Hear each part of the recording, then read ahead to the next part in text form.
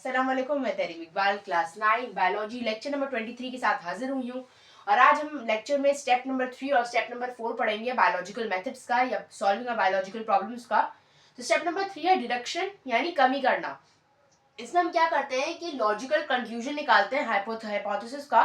जो हमने हाइपोथेसिस बनाई होती है, ख्याल बनाया होता है, ख्याली स्टेटमेंट, उसको हम लॉजिक पे बेस करते हैं और उसका एक कंक्लूजन निकालते हैं कि इससे हमें क्या कंक्लूजन मिल सकता है।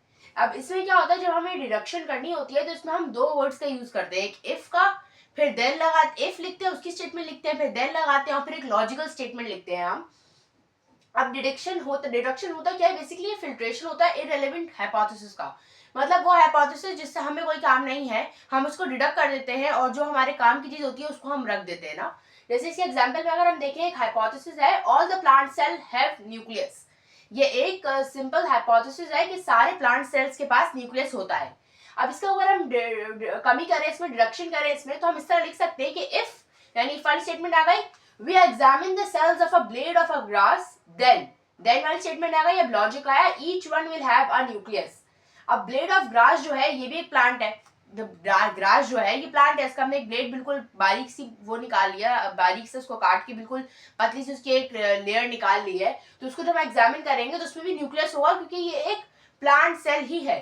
अब प्लांट सेल जो जितने भी होंगे सब में न्यूक्लियस होगा, लेकिन हमें किसका काम था, हमें ब्लेड ऑफ ग्रास का काम था। तो हम पूरे प्लांट सेल की बात नहीं की, बल्कि अपनी जो पसंद की चीज थी, जिससे हमें रेलिवेंट इंफॉर्मेशन थी, उसको हमने सेपरेट आउट किया और एक डिडक्शन बना दी जो हमारे काम की थी। और हाइपोथेसिस को अब हम यूज नहीं करेंगे, अब हम इस डिडक्शन को फर्दर यूज करेंगे। डिडक्शन हमें जर्नल से स्पेसिफिक पे ले जाता है। जर्नल बात पूरे प्लांट सेल्स की बात हुई है, स्पेसिफिक एक ग्रास की ब्लेड की बात हो रही है, ये स्पेसिफिक चीज हो गई। अब अगर हम फोर्थ स्टेप पे बढ़े तो वह एक्सपेरिमेंटेशन, जो एक बेसिक स्टेप होता है बायोलॉजिकल मेथड का। इसमें हम क्या करते हैं, एक्सपेरिमेंट्स करते हैं बार बार। हम ये चेक करते हैं कि जो हमारा हाइपोथेसिस है, डिडक्शन हमने जो हाइपोथेसिस में की है, अब वो सही है कि गलत है। हमने यहाँ तो एक ख्याल था all the plant cell have nucleus, इसको डिड्यूस करके हमने एक डिडक्शन बना दी। लेकिन अब ये चेक करना है कि डिडक्शन सही भी है या गलत है डिडक्शन। तो उसके लिए हम क्या करेंगे, बार बार एक्सपेरिमेंट्स करेंगे, बार बार सेल्स चेक करेंगे कि इसमें न्यूक्लियस है नहीं है, कि कितनों में है कितनों में नहीं है वाली चीज देखेंगे। और अगर हमारे अगर ये हाइपोथेसिस सही है तो हम इसको सेलेक्ट कर देंगे, लेकिन अगर ये गलत है तो उसको हम रिजेक्ट कर दें और एक नई ऑब्जर्वेशन, नए हाइपोथेसिस, मतलब शुरू से स्टेप 1 से हम काम दोबारा शुरू करेंगे अगर ये गलत हुआ तो।